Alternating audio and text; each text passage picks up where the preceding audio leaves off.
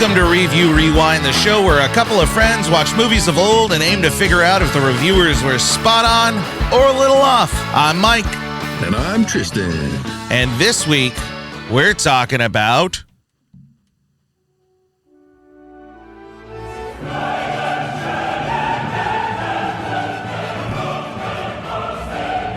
that honestly could be anything.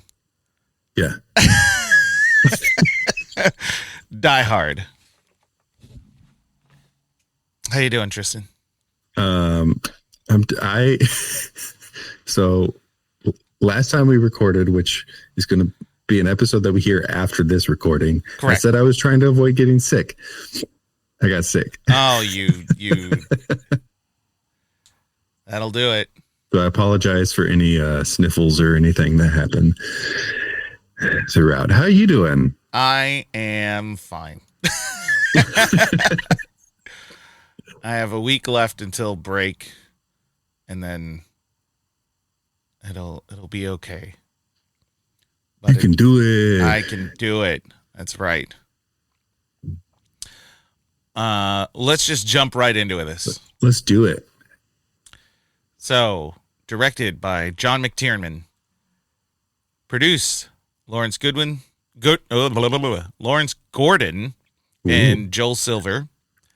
Screenwritten by Roderick Thorpe, Jeb Stewart, Stephen E. D'Souza. Distributed by 20th Century Fox. Produced by production company of Gordon Company and Silver Pictures. There you go. Rated R. It is a action, mystery, and thriller. Original language, English. Release date, July 15th. 1980. Yep. 1988. July 15th. It's a July Christmas movie. What a weird take. At a budget of $28 million. In the US it grossed $85 million. Opening weekend only made about $600,000, but in the 80s that may have been a big deal. I don't know. And worldwide it grossed $143 million. So it did pretty good. Did pretty good. Yeah. Pretty good numbers. Pretty good. Starring Bruce Willis, Alan Rickman, Alexander Godunov, and Bonnie Bedelia.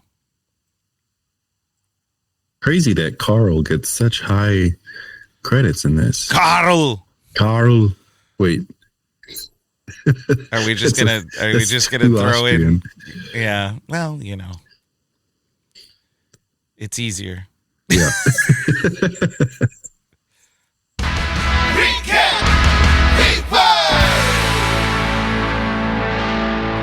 Now we transition into the Review Rewind. This is going to be us giving you a recap of the show, the movie, the movie. And this week we got Tristan on the horn. That's me. Before I get into it, I need to tell you a fun fact. I have a relative in-law through brother's marriage that is related to the author of the original book. Oh, wow. So I sort of have family ties to... Well, there you go. Yeah. So that's fun. What a connection. Yeah. Now to tear it apart. Now to just make it walk on glass. Yeah. That's a reference. There we go. All right. You ready? Yeah.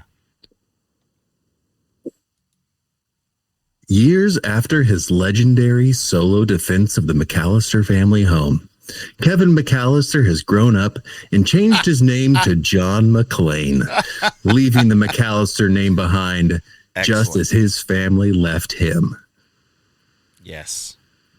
After witnessing the shortcomings of the Chicago Police Department, Kevin John, decided to move to New York to become a police officer himself, motivated by the desire to protect those who, like his 8-year-old self, need help.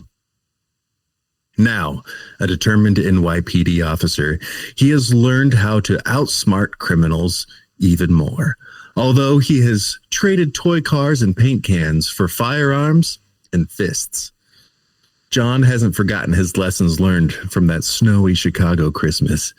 When the odds are stacked against you, sometimes all it takes is a little creativity, a lot of determination, and a willingness to make the bad guys seriously regret their choices.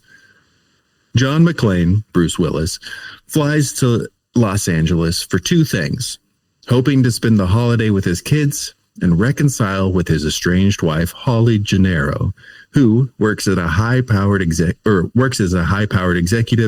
for the Nakatomi Corporation, while struggling with his internal struggle of toxic masculinity. John and Holly's marriage has been strained ever since Holly accepted a prestigious role that required her to relocate with their 2 children, leaving John behind in New York. McClane arrives at Nakatomi Plaza, where Holly's company is hosting an extravagant holiday party.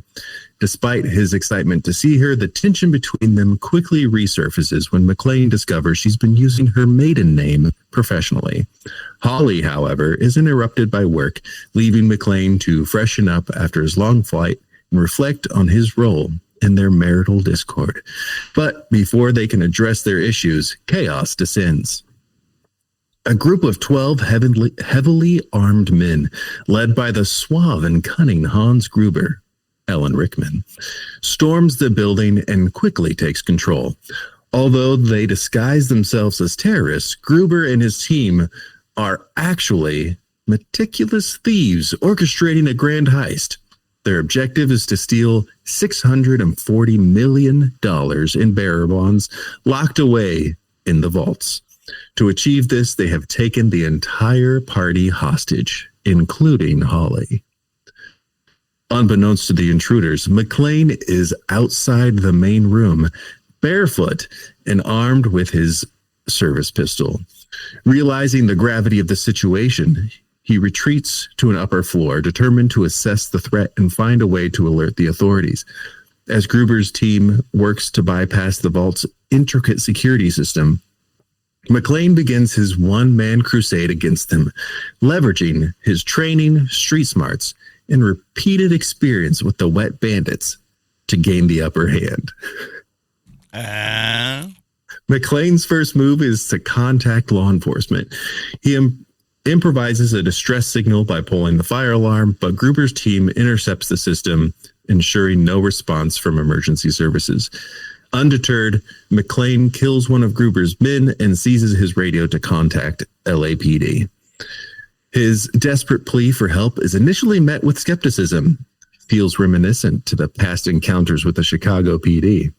However, a patrol officer, Sergeant Al Powell, Reginald Ville Johnson, is dispatched to investigate. As Powell arrives to the scene, Gruber's team attempts to ambush him.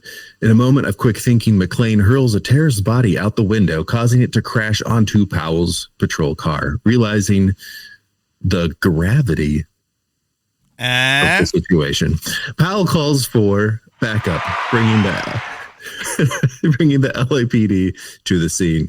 Despite McClane's efforts, his troubles are far from over. The arrival of the LAPD triggers a tense standoff with Deputy Chief Dwayne T. Robinson, Paul Gleason, taking control of the operation. However, Robinson's incompetence and bureaucratic mindset hinder the rescue efforts, leaving McClane as the sole line of defense against Gruber's increasingly desperate team. To make matters worse, Gruber learns McClane's identity, thanks to Holly's idiot cokehead coworker, Ellis, setting the stage for an intense psychological game of cat and mouse. As the night unfolds, McClane systematically takes down Gruber's men, demonstrating his resourcefulness and resilience in each encounter. Despite sustaining injuries, including cuts to his bare feet from shattered glass, McClane's determination only grows stronger. In the meantime, Gruber tries to stall the LAPD by using hostages as leverage. He demands the release of several imprisoned terrorists from around the world, a ruse intended to buy time for his team to crack the final lock on the vault. The FBI soon intervenes, taking command of the operation and escalating the situation. Their heavy-handed tactics, including cutting the building's power, inadvertently plays into Gruber's well-crafted plan by disabling the vault's last layer of security. As Gruber and his men begin transferring the stolen bonds, McLean faces increasing challenges. His dwindling resources, mounting injuries, and growing isolation put him on to his limits. Despite these difficulties, he forms a bond with Sergeant Powell, who becomes his only ally outside the building. Although through their radio conversations, McLean learns about Powell's own struggles as a police officer, fostering a sense of camaraderie and mutual respect. The stakes are further heightened when Gruber discovers Holly's relationship with McLean. Using her as leverage, Gruber forces a showdown, hoping to end McLean's interference once and for all. The final confrontation between McLean and Gruber leaves John outnumbered and outgunned, but McLean uses his ingenuity to turn the tide. With a concealed pistol taped to his back, he manages to shoot Gruber and his last accomplice, sending Gruber plummeting to his death from the skyscraper's window in a moment of poetic justice. As the dust settles, McLean reunites with Holly, their bond strengthened by the ordeal. Outside, he meets Sergeant Powell in person, solidifying their friendship with after the harrowing events of the night. The film closes with a final burst of action as a surviving terrorist attempts one last attack. However, much like Marley stopped the wet bandits, the terrorists are thwarted by Powell, who overcomes his reluctance to use his firearm. As George Lucas once said, "It's like poetry. It rhymes." Thank you. On the surface, Die Hard may appear to be a high-octane action thriller, but at its heart, it's truly a love story. It follows John McClane, a man fighting against impossible odds to win back the love of his estranged wife, Holly. With every broken window and every adversary taken down, John risks life and limb to rekindle the spark they once had. Yet, as the bullets fly and the night drags on, a deeper connection emerges. Not with Holly, but with Sergeant Powell, John's lifeline, confidant, and emotional anchor. In the end, it's not a tale of rekindled romance between a man and his wife. It marks the beginning of something more beautiful, a bromance built on shared trauma, unwavering loyalty, and being the only two cops who care about their jobs.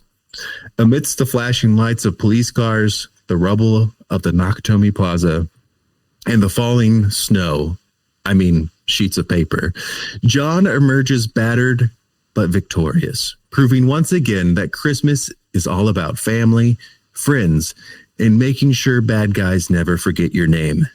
Yippie-Ki-Yay, you filthy animals.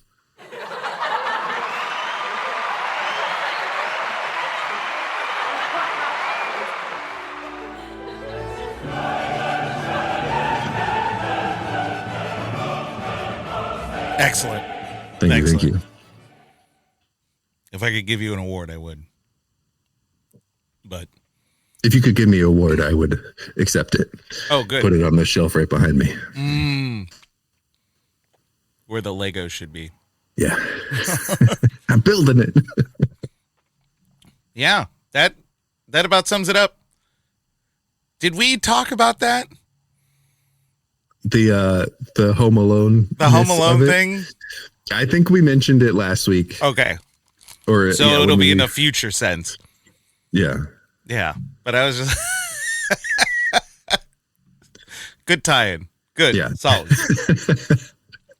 When I went into it thinking like, oh, I'm gonna think of like how this connects to Home Alone, which there are a lot of things that kind of connect.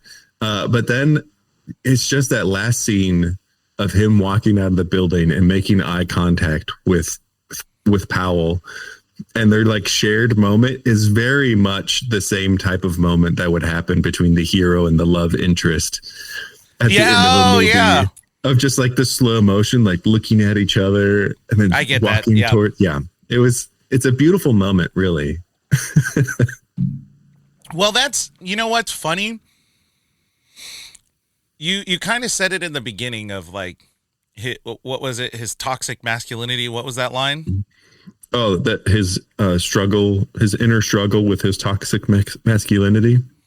Are you saying that like he's struggling to fight it? So he obviously has tendencies, and throughout the movie, he has moments where he's like they get in a fight.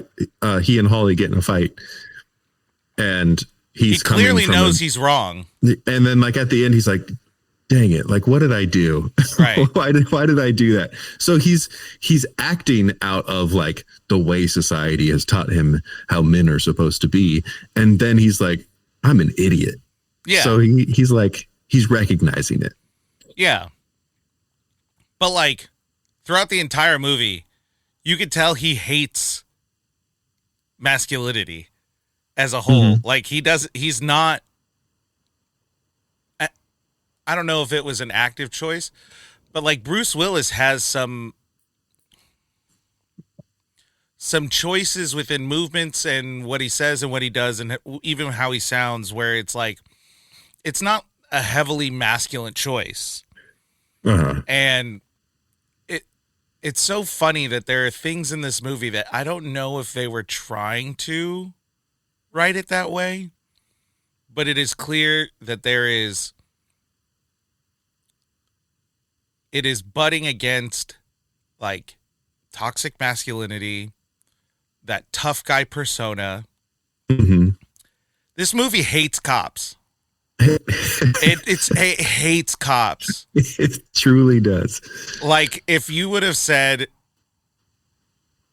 like subtitle Die Hard A Cab Forever, I wouldn't have been surprised because it almost seems like John hates himself for being a cop sometimes. Like he just everyone. John hates them. Al seems to have a very torn relationship with even within his own department. Yeah. Everyone hates the FBI. Everyone. The FBI hates the FBI. They're the worst. Yeah. There's so much happening in this movie where I'm like, I don't know if they're trying to be political. They're being political. I don't know if they're trying to be. They might be just trying to make a joke or something, but they are saying so much with these choices. Are they purposely saying the thing that they're saying right now? Right. Or is that by accident? Yeah. There's so much. Anyway, overall, what'd you think of the movie? It's a fun action flick. I think it's still pretty good. There's some things that like don't quite age as well, but like Hans Gruber is a great villain. Hans is great. Alan Rickman did such a good job. The like well thought out plot or plan of like stealing the money but acting as terrorists because he knows every step that the feds are going to take, that the police are going to take. He's like, I have this all planned out. And the one thing he didn't account for was John McClane. Yeah. So I think that whole thing was really thought out and well done. I do think it's funny. I thought it was interesting. Like they did have, like you were saying, there's some moments where like what John does is kind of butting against the social expectations of masculinity. but they somehow both make him like do some things where you're like, dude, you're married. Why are you looking at other women that way? And then they're like, yeah, but he's not too bad because we're going to show you this other guy, Ellis, who's just a slime ball. But even with that, I was thinking about that because, like, yeah, he looks, but I actually think he's looking out of like disbelief. Yeah, because there's the when he gets to LA, he's like, LA, man. Yeah, and I legitimately think because in the beginning when he gets to the airport, a woman in at that point I guess it would be leggings or like workout outfit where her figure is expressed more than normal pants or whatever, and then she just jumps into the arms of a guy, and he looks at her as she's going through, staring at her pants, her leggings. They don't really get too specific about what exactly he's looking at. Yeah. It's specifically her. So you assume he's checking her out, but then they go back to his face, and his face is legitimately like, what am I looking at? What just happened? Yeah. But then, like, he also has that weird exchange with the flight attendant. But that...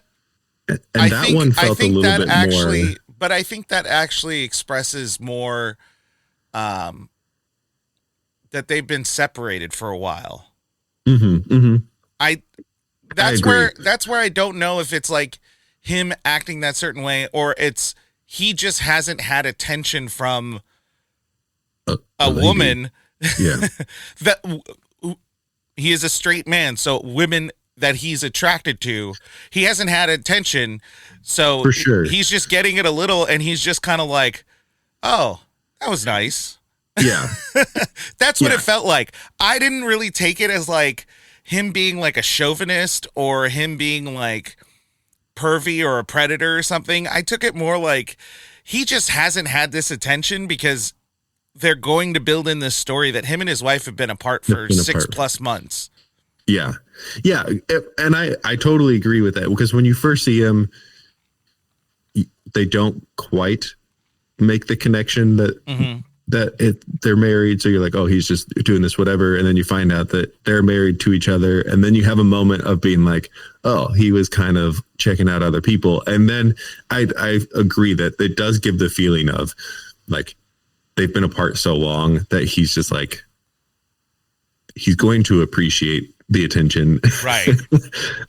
Yeah. So I wasn't like, I didn't feel like he was so grossly like chauvinistic or anything, but it was just like, there were a few moments where you're kind of like, are you doing a thing that you shouldn't be doing? Right. And then like, no matter what, like he is outshined by the worst guy ever, who is definitely doing that stuff. Right.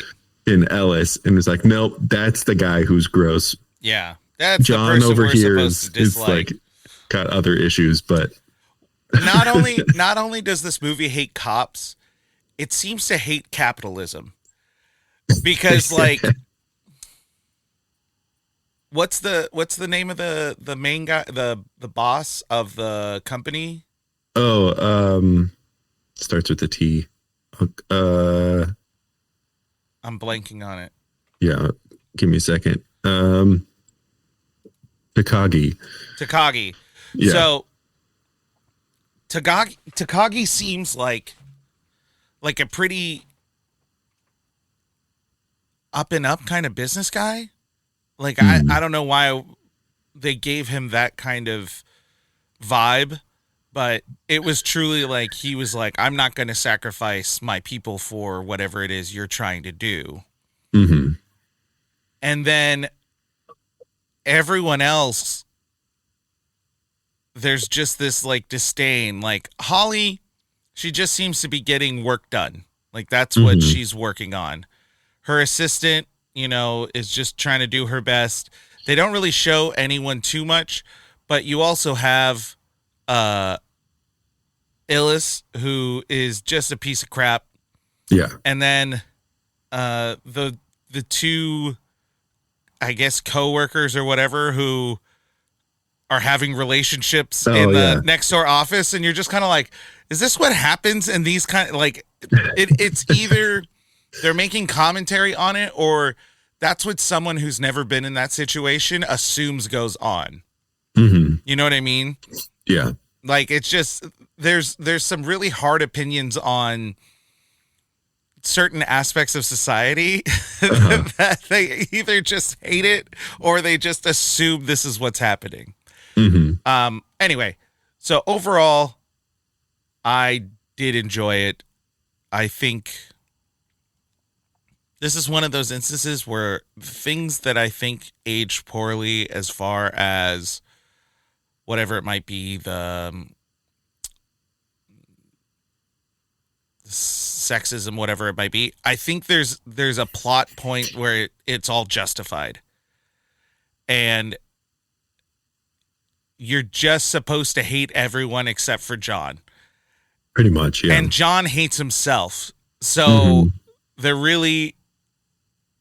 you really are in this place where, like, hoping this guy kind of figures himself out as well as achieves whatever it is he's trying to achieve. And they did a really good job. This movie also really hates journalists. Oh gosh, that guy! I didn't write it in my thing, but I was like, Thornburg. Yeah, he is the worst. He is the worst. He is trash. So he's the real villain of this story. He didn't kill anybody, but he got people killed. Oh, he certainly, helped in it. In this movie, there is a plot point where a journalist gets the information from listening to the police scanner that something's happening at the Nagatomi building. And so he gets a van there, which there's a lot of pushback. So he's clearly, even within the studio, doesn't have the best reputation. So starting out, even within the studio, he does not have the best reputation. Then he makes his way over, and they overhear John McClane's info, and he gets all of it. Mm-hmm. And then as the hostages are still going on, as there's still a bit of anonymity for what John is trying to accomplish, this douchebag goes to Holly's house to try to get his kids on camera. Yeah. Try to get their kids on camera. And threatens the housekeeper with essentially ice. Nowadays it would be ice, but getting ice. What a piece of crap. What an absolute piece of crap. The best part of the movie is Holly punches him at the end of the movie, and there's a lot of violence in this movie, but I think there's no violent portion that feels as satisfying as when she punches him in the face. Yeah, everything else is like, okay, he's doing this. It's part of the plot. You got to do it. In that one, it was like, yes, that's the guy who deserved to get punched in the face. Absolutely, that was great. That was good. I am curious. I haven't read the book that this is based off of. Yes. I'm curious. By the way, it is based off of Nothing Lasts Forever by Roderick Thorpe. Mm-hmm. I'm curious if that is sentiment from Roderick or if it is something that they added to the movie about journalism, about the police and law enforcement. Like, at what point did that translation happen? Was it something that was in the book, or was it something that was just in the movie? Yeah. But after watching Home Alone and then this, like, the movies don't like cops. No. This is 2 in a row. These are two years apart, completely different genres, completely different perspectives. Well, cops, Fast and Furious. The cops are the worst. Well, and this book was written in 1979. The police being incompetent and unhelpful is a plot point in the book. So, like, this is a decades long. Look, I'm gonna say this. Art has been around forever. If there's a pattern in art, maybe we should look at it. Maybe we should pay attention. And currently, it appears that there has been about 50 years so far from the point that we're starting this, about 50 years. Yep. Maybe we got to look at the 5-0. I'm just saying. I'm just looking at the movies that we've watched over the past year. Fast and Furious, the cops are bad. Rush Hour, the cops are pretty bad. Home Alone, which is so funny because the Fast and Furious is the one that had the guy who genuinely seemed noble character-wise step away, like turn his back on it. And that continues through the entire series. But yes, Home Alone. What else? What else have we done? Okay. Galaxy Quest, Impossible, not really. The Law Enforcement The Mask. sucks. The Mask. Cops. He was right. Stanley Ipkiss was right. No one listened to him. I mean, Stanley Robin Ipkiss, Hood, under the influence of the Mask, also did some illegal things. He was bad, yeah. Ghostbusters, absolutely. That movie is a libertarian manifesto, so definitely wasn't. Beetlejuice, not really. Mission Impossible, yeah, that one is that one is oddly, all of those, it's really, well, what was our conclusion? Our conclusion was that somehow the villainous aspect of it always comes back to the organizational structure of what he's working toward. Like, it always seems like someone higher up or within the group was ultimately either the villain or helped the villain in some way. Pretty much, yeah. Oh, man. I think Tombstone might be the only one that had, like, law enforcement is like good, but then the clear pivot points within the story was that, like, Wyatt Earp had some real demons within himself that he had to work through to find that place of being able to be a good quote unquote crime fighter. And then ultimately he still wasn't, like, happy about it. I think Men in Black was the only one where it was like, these guys are pretty good. Like, I don't remember anything. No, that one was like, aliens are bad guys. MIB is the good guys. Yeah, Rush Hour, cops are dumb. Even the cops we're supposed to like are dumb. Man, that is crazy. Speed. You weren't here for that one, but I didn't watch that one with you. Keanu Reeves is the cop, and he's genuinely like a good guy. But the bad guy was a retired cop. He's a retired cop, yeah. Holy crap! I mean, we watched The Matrix, but that didn't really have any cops in it.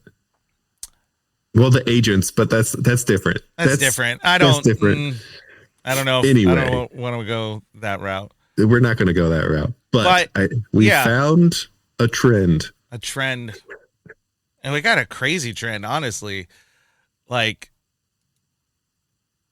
I guess I just didn't. It's the good. There's the good guy in the midst of all the corruption and blah, blah, blah. And that's why he's the hero. And that's why he's the one that has to go beyond what's expected of him to save the day. I'm really curious now. It must be TV shows. Because, like, all the, like, Law and Order and, like, that kind of stuff. Yeah, because that, that does have a bit. What's the term? Hawaii 5-0. Yeah, where they almost call it like propaganda, where it's shedding light on the structure of authority. Mm-hmm. Because hey, real life stuff here happening. Actual criminal cases getting solved, rape cases getting solved, murder cases getting solved. The actual number is very small. Mm-hmm. Like, I think under 10%. And these shows always show, the bad guy getting their comeuppance or the right people getting arrested, whatever it might be. These movies do not show any of that. No. And I don't know if this is more, statistically speaking, I don't know if this feels more to reality, but some of the stuff that happens that goes on, I'm just like, none of this can be real. Even though it might reflect some of the statistic possibilities. Yeah. There's so much that happens in this movie where I'm like, no way. The FBI agents, first and foremost. I feel like the cops were a little bit more grounded in like the things that they were doing, but the FBI was unhinged. They were crazy. Because so as a reminder for this movie, the FBI agents came in, took control against the recommendation of everyone around, even the incompetent deputy captain guy. I forget what exactly his role was, but even he was like, maybe this is a bad idea. Or the deputy chief, yeah. Deputy chief, and against the recommendation of the electric company, they turned the power off. Yeah. So, although that one guy was like, I could just do it right here. No. But even his call is like, hey, this is Greg at Nakatomi. Could you turn off? Yeah. I know it's Christmas Eve. Can you turn off this block? You can hear the people yelling through the phone. Anyway, so they still did it. Then they do the whole plan with the helicopters. And one of them gives the statistics of what's going to happen. And it was essentially kill all the terrorists, but might have about 30% casualties. Uh-huh. And they're just like, yeah, sounds good to me. I can live with that. Yeah. Ugh. No, that can't be. That can't. I can't. I can imagine there being like an agent who, in real life, I can imagine there being an agent who agrees with that kind of mentality. Mm-hmm. But for the life of me, for the bloody life of me, I cannot imagine someone saying that out loud. That's where I'm like, that's where I just can't, I can't fathom it. It probably happens, but I cannot fathom someone taking these thoughts that is like, this is clear lack of humanity. This is clearly illegal. This is clearly goes against your protocol. This clearly is a bad idea. But let's go ahead and admit it out loud. Yeah. That's and then he like woohoos as he's going in. Well, and then they even have that moment where you can tell that they hate each other too. Yeah, I really that was the part that threw me off the most, where it was just like Saigon. He's like, I wasn't even born yet. Yeah, or as in junior high. Oh yeah, junior, yeah. That was a good. That one caught me off guard. And then when he, curses at him or whatever, it was that moment was immediately like, oh, you two hate each other. You two have been working in line perfectly, but you actually hate each other. Yeah. You do not want to be here with him. Mm-hmm. I think this movie may be on the side of Hans Gruber, because Hans regularly makes commentary about like, all you Americans who watch too many movies and too much TV, you all think that you are like the cowboy coming in to save the day, blah, blah, blah. And that's what the FBI agents are doing. Can I add a caveat to it? Go for it. the persona of the terrorist is who the movie is with. Mm-hmm. Not Hans Gruber, Yeah. the thief, but this Hans Gruber, leader of this little group trying to free, quote unquote, freedom fighters, and has this view of Americans, all that. I think that's what it is. Because I don't know. I actually don't know if If the thief Hans believes that. Yeah. That was a hard the line. only one. That's the only thing that makes me kind of go like, I'm not sure. I'm really not. If he said it the one time when he was putting on the persona of being the terrorist, but he says it again later when it's very obvious that he's become the thief. Like he's just a thief. Like he's just Hans. And he says something again to John about like, oh, you think this is like you're not the cowboy this time, or you're something. Right. But yeah, it's an interesting thing thinking about what he says and how everybody else acts in the movie to like prove him right, kind of, you know. Well, that's the hard part, is that Hans is right 9 times out of 10. Mm-hmm.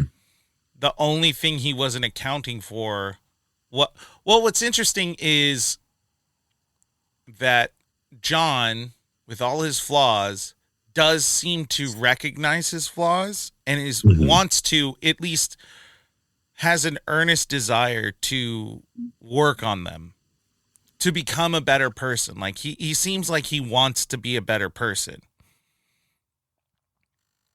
And I don't think Hans was ready for someone who could fight back and desires to do the right thing.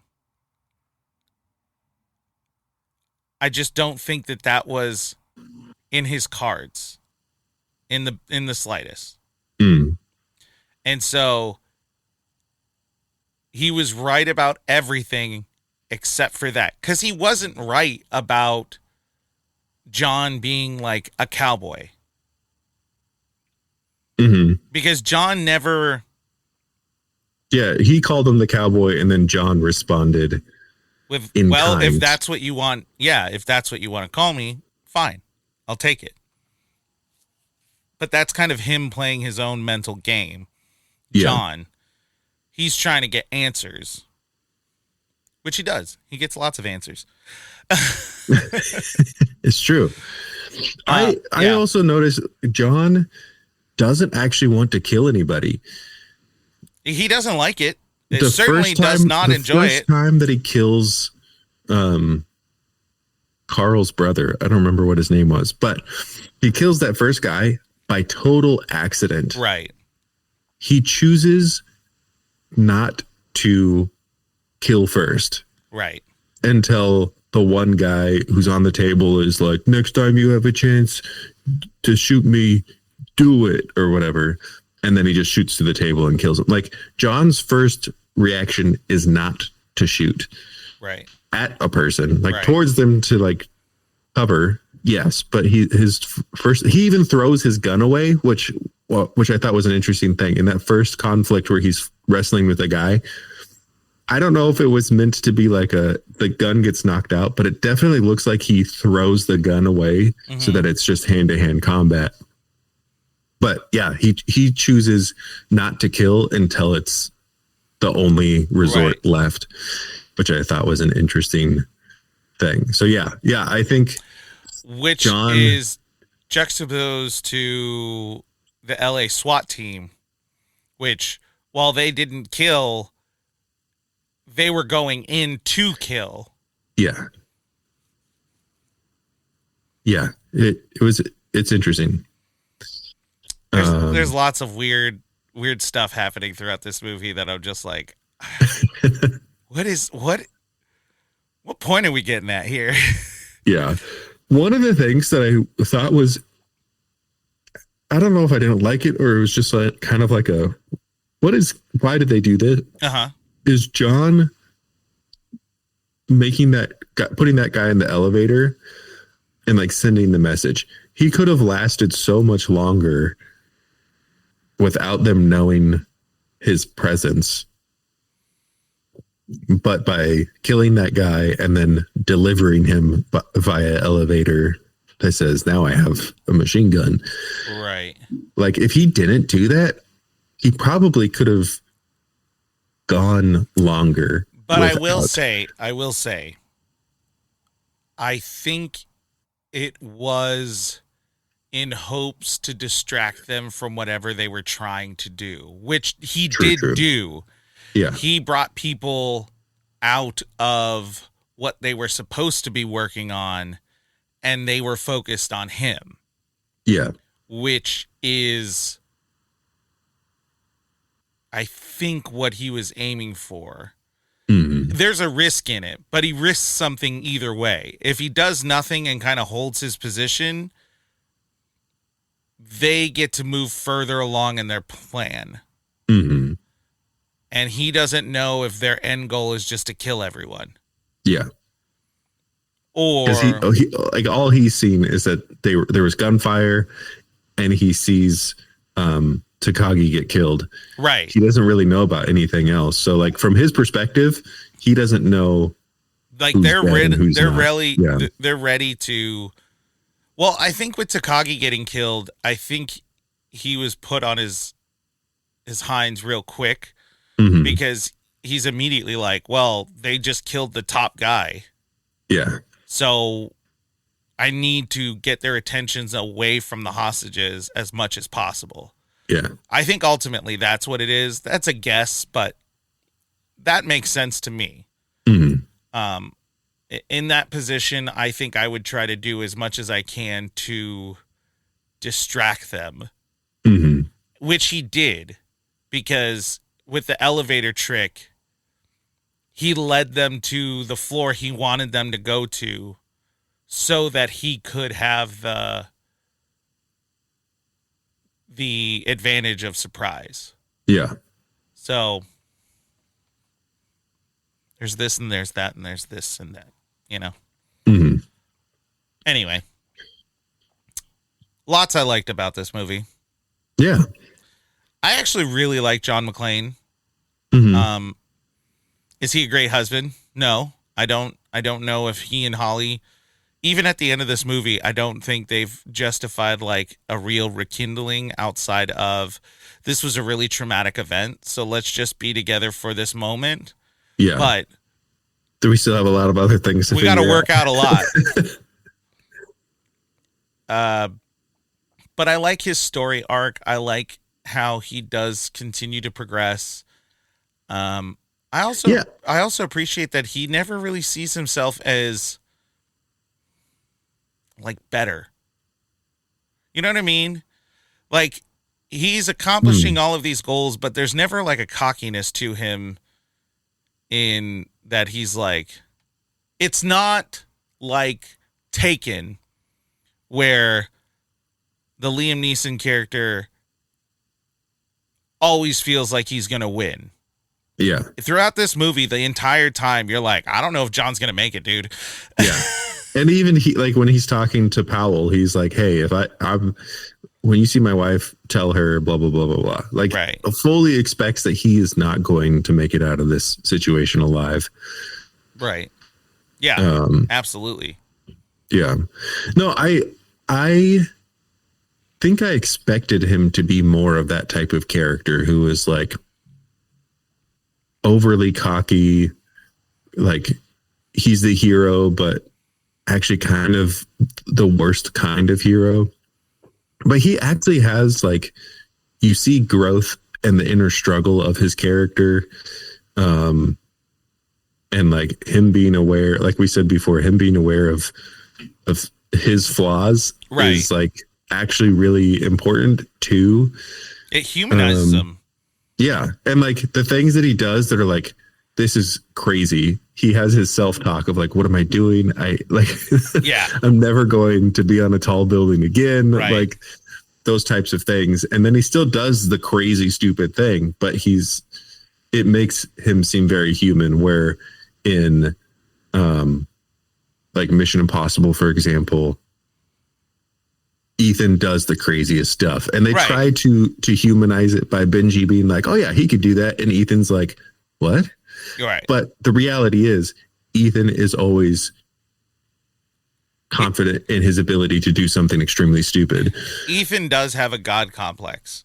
Mm-hmm. John doesn't. No.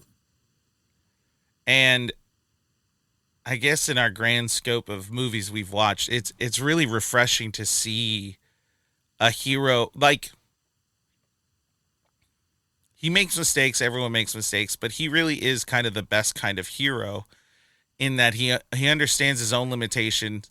He's willing to sacrifice himself for the betterment of everyone else. Mm-hmm. And he really is pretty self-reflective. Mm-hmm. Like, he's self-aware. He may act outside of that self-aware, but he reflects on it and comes to the correct conclusion. Yeah.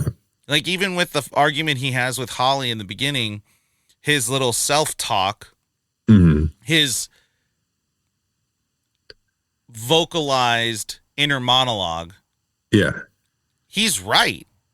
Like, he comes to the correct conclusion. Yeah. Now it's, now we need the character development of, well, you came to the right conclusion. Now, how do you act on the right conclusion? Which, yes. Yeah. We are humans. That is very difficult. Yeah. No, I think I think you're right. It is a refreshing thing to have one of our heroes actually be someone who's like, hey, I can relate to you. Yeah. And like feel like you are someone I would actually encounter, kind of thing. Well, and every time he tried something, there was this air of fear of something bad could definitely happen. You don't get that in some of the, we use Mission Impossible as an example. When in the one Mission Impossible where he has to hold his breath for a really long time, he runs out of air. Yeah. But there, even though the scene is very intense, you never have this moment of, oh, he's going to die. You're you're really feeling like, okay, what's the thing that's going to come in and save him? Yeah. How's he going to get out of this one? This one is, even though I've watched it, I know all the stuff that happens. In those scenes, they're very much, this dude's going to die. Yeah. Like, I don't know how he's not, but he's probably going to die. The elevator scene several elevator scenes, but the one where he kind of gets trapped in a corner and he has to jump into the vent. Yeah. That whole scene is like, he could make it, he could not. I don't know, and man. You see the strap like slowly loosening. Right. Yeah, that one's intense. Him being on top of the elevator and it going up gave me flashbacks to Emilio Estevez in the first Mission Impossible. Right. And then Bruce Willis did the thing all of us were like, duck. Why did you do that? See how he like squeezed down his body? He made his body like lower. That's all you got to do. That's all you got to do. You don't got to get a face full of shard. You can yeah. I think the things that I don't like about this movie are things that I'm supposed to not like. Like, we're supposed to not like the reporter. Oh yeah, that guy freaking sucks. I hate him so much. Yeah. And it's so funny.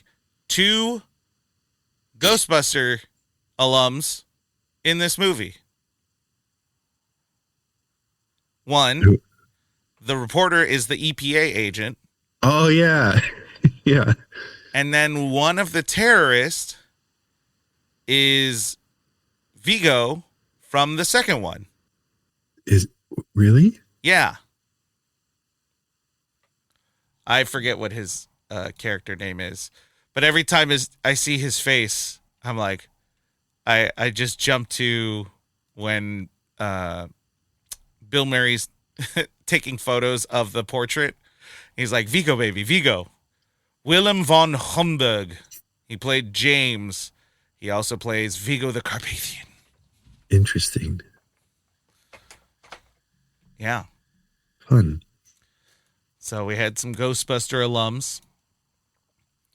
I hate all the terrorists. Yeah. But they did a good job about that. Except for Theo. I kind of like Theo. Theo's. I liked Hans Gruber. Mm. Like, he's kind of fun. He definitely. It's funny paying attention to the movie now with a little more of a not skeptic, but you're trying to analyze the movie as you're watching it. Mm-hmm. And it's so funny how quickly Hans gives away that he's not who he says he is. Yeah. Immediately. Yeah.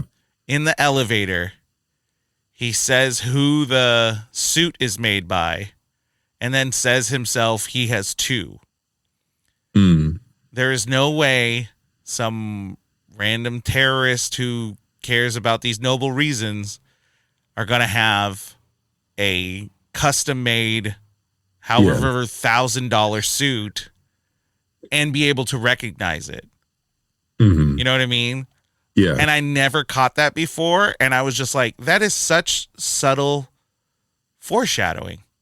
It's so good. I also like the actor's name is Al Leong. He played Yuli. Yeah. When he goes after the chocolate bar, I don't know why. Every time I see that, how he acts for it is perfect. The way he stations up, and then he's like, "Oh, I can just grab one of these real quick." Yeah. I love it.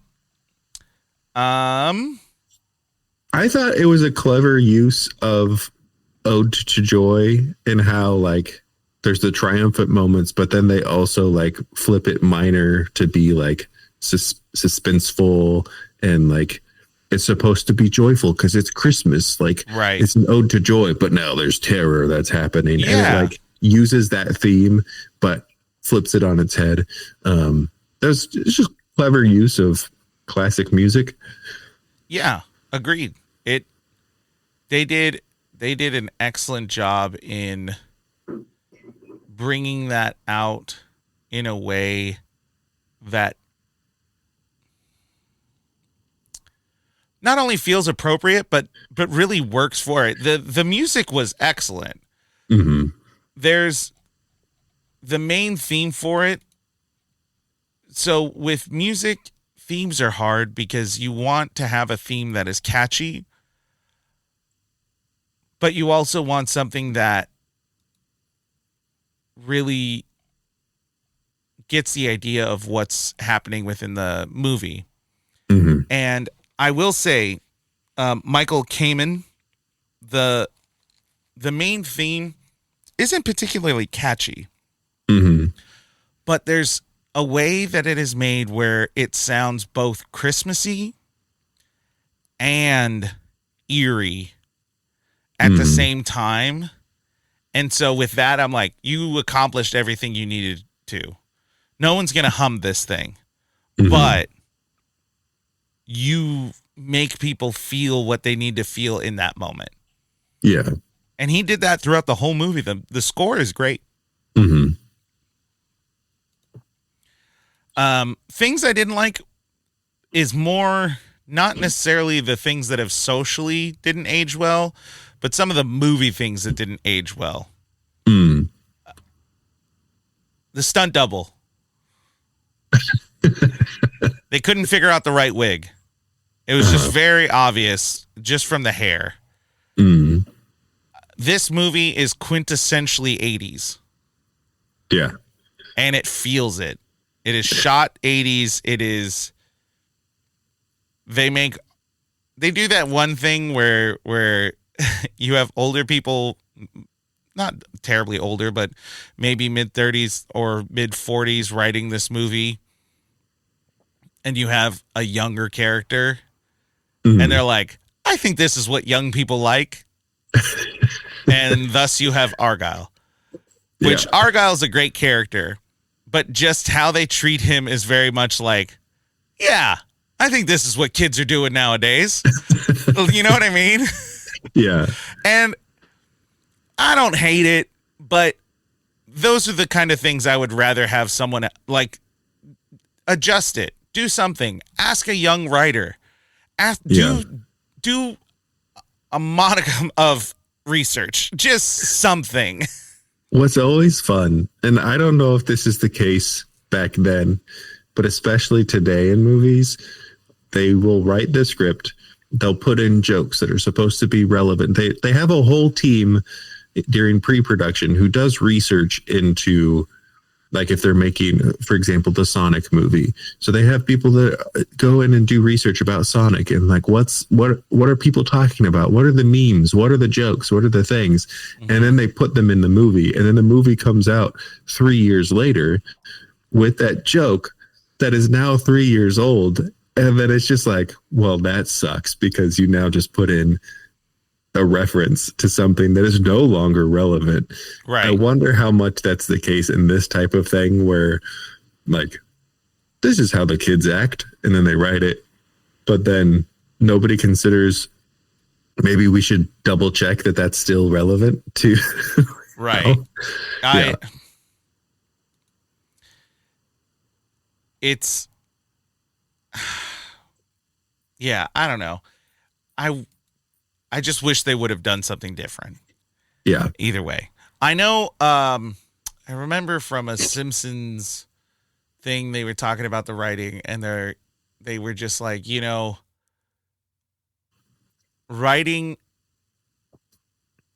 something that is poignant or accurate of writing something that is within the zeitgeist, a joke that references current events, sometimes is suicide, but sometimes in that moment, it's the best decision.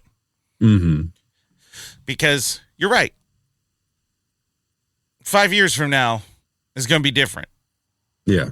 But, I mean, show kids what kids were doing in the 90s, because some of those movies were kind of accurate to what life was as a kid in the 90s. And they're going to be like, what is happening in this movie? This is what kids did? And you're going to be like, yeah, this is what kids did. This one is, 19 or 20-something fella. Yeah, this is what they talk like. This is what they sound like. This is what they listen to. Yeah. Yeah. It's good. It's good. No, it's fine. It's good. We don't need to. No, I'm right. It's fine. That's exactly how it is. Yeah. Yeah. Yeah, I agree. But outside of those things, which it is what it is, I don't really have anything in the movie where I go, why did you guys do that? Because ultimately, the plot works. The timeline of events works. The plot, like you said, the villain's plan, pretty good plan. Everyone acts the way they're supposed to as far as that goes. So Hans has his plan of the FBI, and the FBI always does what the FBI does best, you know, kind of thing. Like, they're going to follow this to a T. In scope of the movie, 100% right. And we have in the movie universe, at least, we have no reason to assume or argue otherwise, because we have learned, one, cops are terrible, incompetent. FBI, awful, terrible. Journalists, awful, terrible. Some of the people who work in the company, awful, terrible. The terrorists, awful, terrible. Salespeople, awful, terrible. Yeah. One thing that was kind of funny, it isn't something I dislike, but just something that was odd, is that the deputy chief gets no respect from Al, because everything that the deputy chief says is bullshit. Like, it's just bad. Yeah. So Al doesn't respect him. the SWAT doesn't listen to him either. And I'm like, whoa. So you telling me this captain of the SWAT team has more power or executional authority than the deputy chief? Isn't the deputy chief like below the chief? So yeah. Is the SWAT guy a deputy chief too? Like, what are we missing here? What's going on? Yeah. The what is it called? The line of command. That means nothing. Right. Nothing at all. So yeah, if they had done it where it was like, for some reason, some like lower ranking person ended up as the person in charge, or if it was like this guy just got promoted and has no idea what he's talking about, or like whatever. We needed just a little more backstory on why no one gives a crap what this guy says. Yeah, this guy is incompetent because this is the first time he's been in this situation, and everybody else is like, we've been here before. Like that would make sense, but they just everybody just hates him apparently. Yeah. I laughed not because I liked it, but because it was just so dumb when the FBI go in with the helicopters and then the roof is blown and then the helicopter explodes and crashes down and it just cuts back to him and he's like, I guess we're going to need some new FBI guys. I think that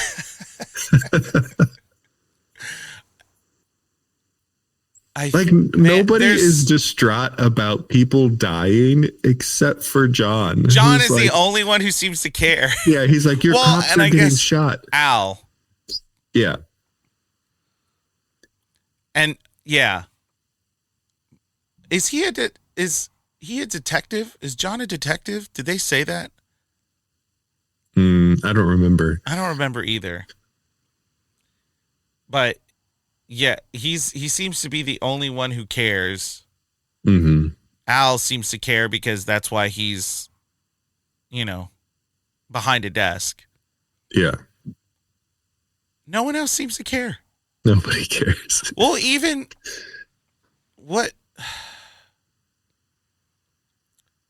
the SWAT guys, if I'm trying to remember the exact events, but they go in, they get shot up. Uh-huh. They're injured. I don't think they're hurt yet. They're injured. And then they send the trucks in. Yeah. The trucks get blown up. Yeah. No one still cares about the guys who got shot. Yeah. There's nobody that's like, go get those guys out of there. Yeah. Or like anything. They're just like, okay, those guys got They're using shot. the trucks to impregnate the building. Like they're trying to get into the building. They're not doing it to rescue. Yeah. They send in the trucks before the guys even get shot.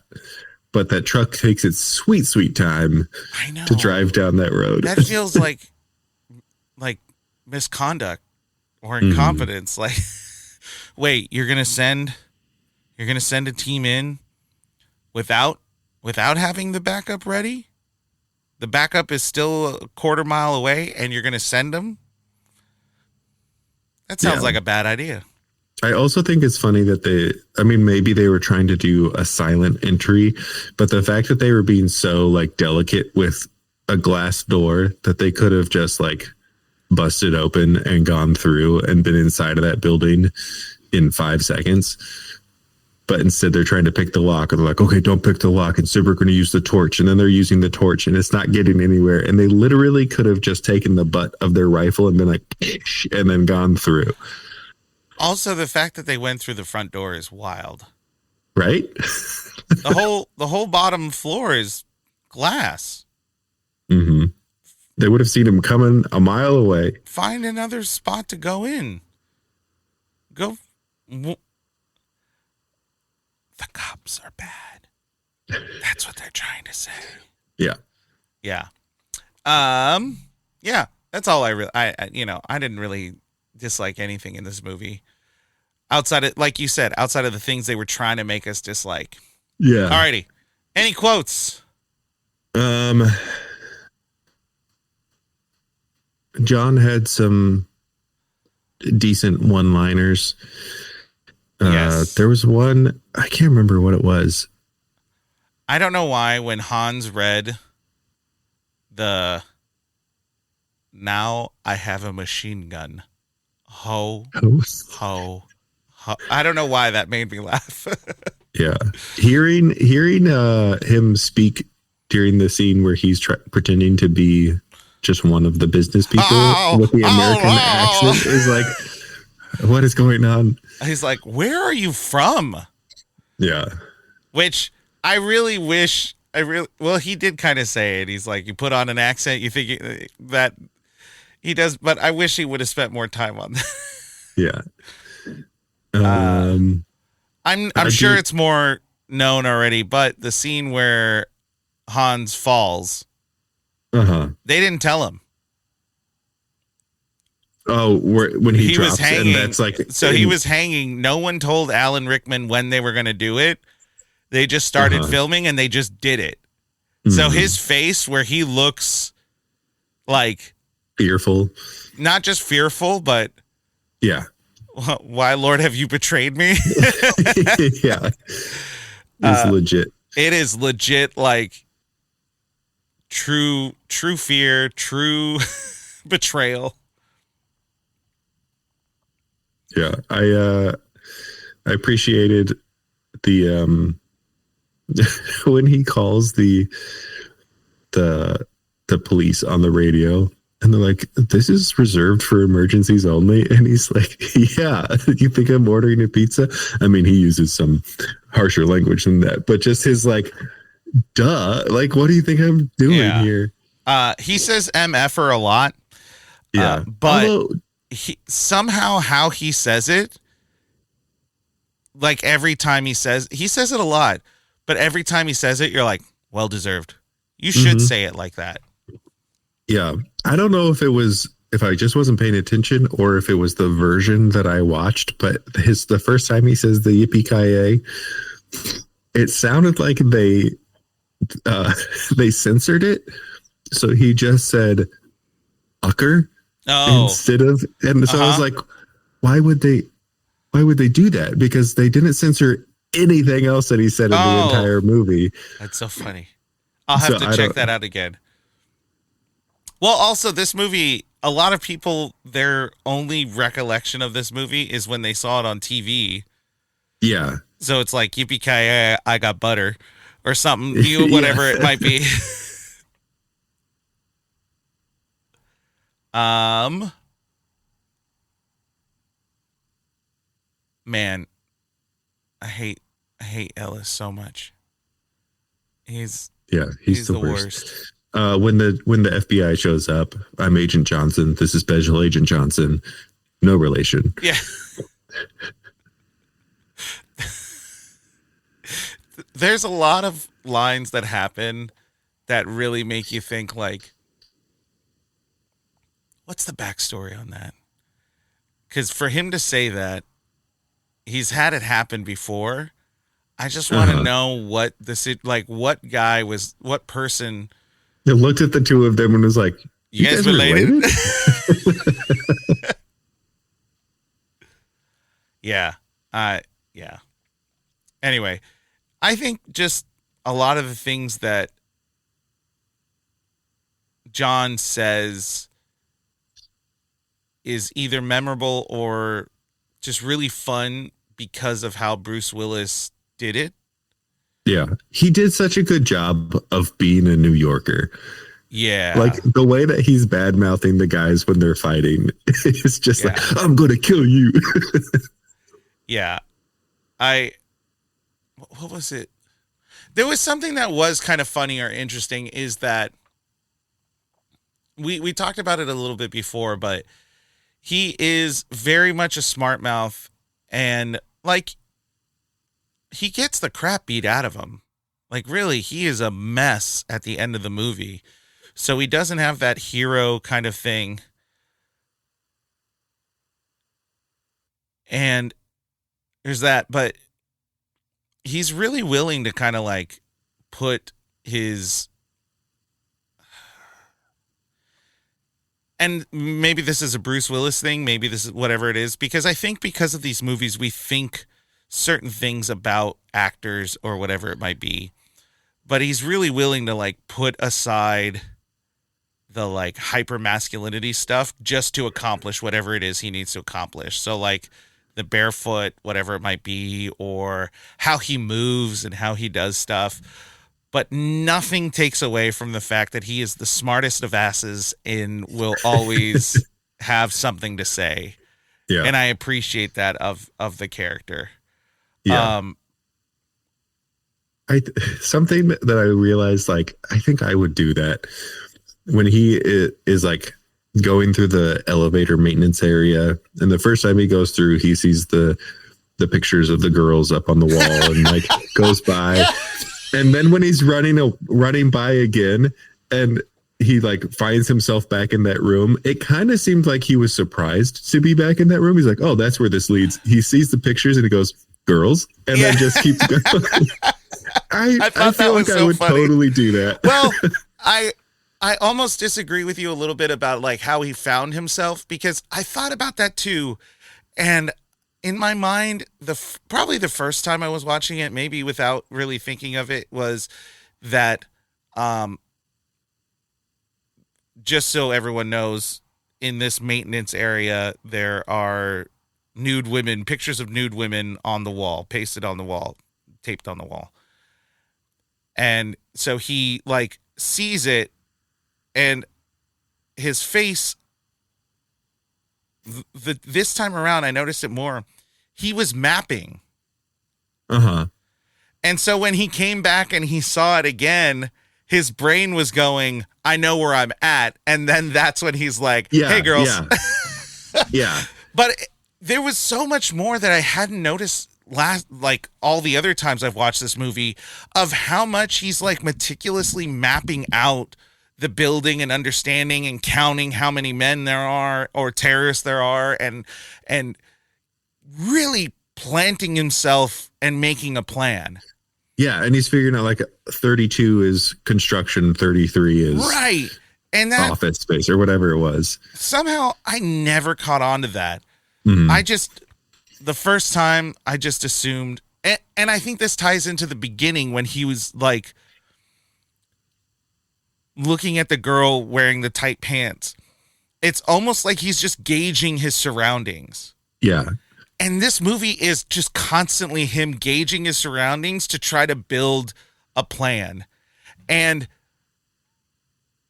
there's a lot of that where he acts a certain way, and I just never noticed it. So when he first gets to the building and he sees the security guy by the elevator, he looks so suspicious, one.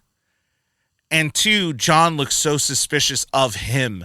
And I was immediately like, oh, so him really gauging his surrounding. Like he might think like whatever he thinks, whether it's that woman is sexy or whatever those thoughts are. There's a secondary thing that is always occurring. But here's the thing. No one else is that happening. Yeah. None of the other cops, not the FBI agents, even the terrorists who are supposed to be these well thought out people, they don't seem to have a good grasp of their surroundings and what's occurring. John's the only one. And I'm like, oh, okay, so you're the only one who actually like took his role as a detective seriously. Yeah. Anyway, I think we're going to keep going in circles of like, because I do like this movie, and I really like John. The more I've analyzed this, the more I'm like, he is a cool character to pay attention to, because Bruce Willis did a really good job of not only playing someone who's charismatic, not only someone who plays this like smart ass New Yorker real well, but someone who seems meticulous and seems to understand creating a plot and a plan and plotting out a building and doing all this stuff, like something you would have to do as you're investigating. Yeah. And no one else had those attributes in the slightest. Yeah. It was good. Before we get on to the yes, the reviews, the question of the day, is it a Christmas movie? Here's the thing. It came out in July. Yeah. So that feels like that would be a tick in the no. Yeah. But I would argue that it is. And the reason I would argue that it is not because it's Christmas time per se. But every time he has a moment of finding hope within the moment, it's because he's thinking about seeing his kids on Christmas Day or, the promise of the holiday or like that seems to be the thing that brings him hope again, is a direct correlation within Christmas. Interesting. So that's the only reason I would argue that it probably is, because it's not the fact that it is like, I don't think he would be able to pull himself up if this was a July thing. Because they could have done it. They could have done July, and this was a celebration of that bridge. The bridge. Maybe they locked down the deal for it. So they're going to celebrate. They're going to party. They're going to bring in their families. They're going to do all this stuff. They could have very well had that. But he would have had to find some other motivation. And he would have with his kids, whatever it might be. But there was this specific thing about Christmas. And he kept going back to it. Interesting. So that's where I noticed that. Yeah. That's where I would almost argue that it is, because he kept going back to it. Yeah. I think what makes it like interesting to me is that it was released in July and is very intentionally placed during Christmas. Yeah. Like why else would you release a movie in July about Christmas? Like if it came out during Christmas, then it could be like, oh, they knew when the release date was going to be. So they just planned it to be a winter thing. Right. And it could be that maybe at some point they were like, oh, it's going to be a Christmas release. And then that changed. That always happens. But yeah, totally possible. It feels like it's intentionally placed during Christmas. However, I was feeling the other side of it. Maybe it's because I didn't notice the things that you noticed, but I feel like 97% of this movie would have happened the same exact way at any other time. Right. It's not like it's happening during Christmas, right, but it's not necessarily a movie that is influenced by Christmas. Right. And I didn't pick up the same sense of like the holiday magic or the Christmas, right, magic of Christmas. Like in Home Alone, that exists. Right. In this one, it was like, it's there. Right. But it just kind of feels like a backdrop. So I think my official for now standing is it's not a Christmas movie, but it's a movie that happens during Christmas. So therefore, if you want to watch it during the Christmas season, you're more than welcome to. It still fits. Yeah. I think the emphasis on Christmas is because of the book. Because that is a plot point in the book. Is that it's the Christmas party. Yeah. So they just kept that. So that's probably what it is. Yeah. So it didn't matter when it would be released because they're doing it based on the book. On the book. And the book says it's Christmas. But the Christmasness of it is not necessarily, at least from my opinion, is not. So whoa, there we go. It is 50-50. That's essentially 50-50. what it could be. Yeah, could not but be. I'm not saying like you can't watch this during Christmas. There's some people who are taking that stance of like, you can't watch this as a Christmas. Like you can watch it as a Christmas season movie, but I don't think it's a Christmas genre movie. That's fair. That's fair. I agree with that. Sort of. sort of.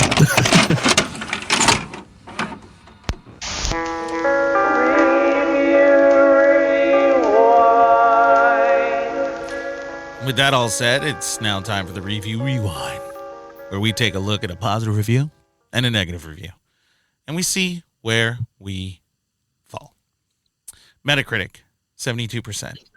Rotten Tomatoes, 94%. Audience score on Rotten Tomatoes, 94%. IMDb audience, 8.2. So it's impressive that Rotten Tomato critically positive and audience has the same score. I know.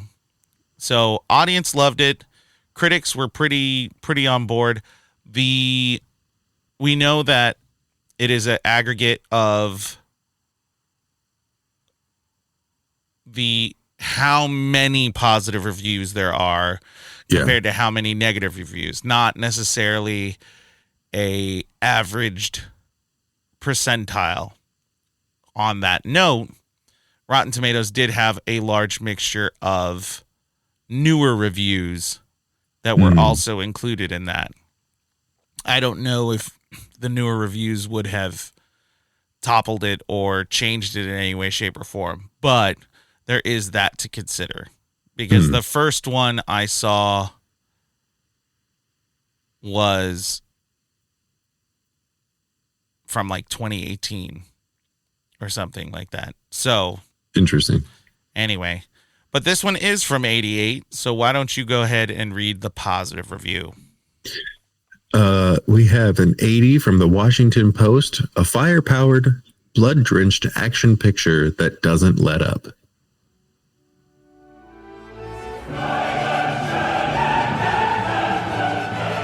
And now for the bad one. 50 from the Chicago Sun-Times.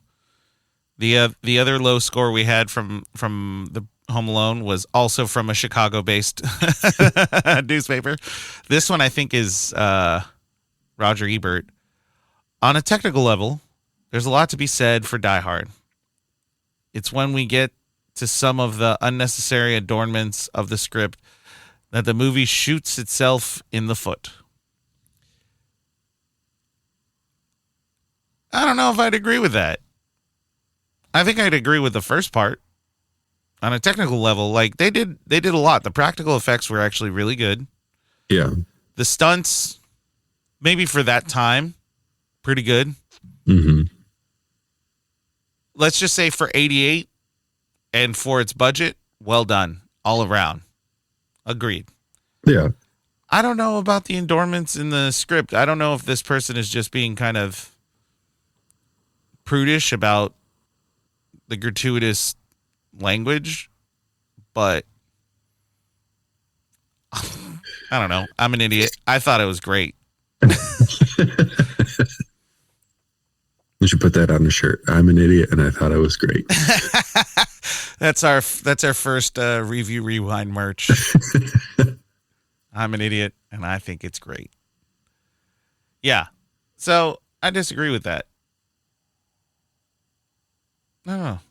What grade do you give it?